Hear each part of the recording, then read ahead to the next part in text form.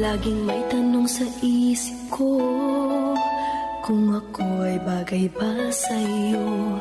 Bakit ganun lagi kang alaala ko?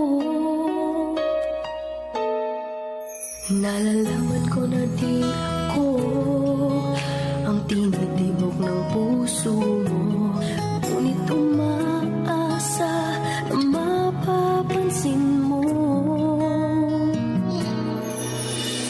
Kahit di mo pansin,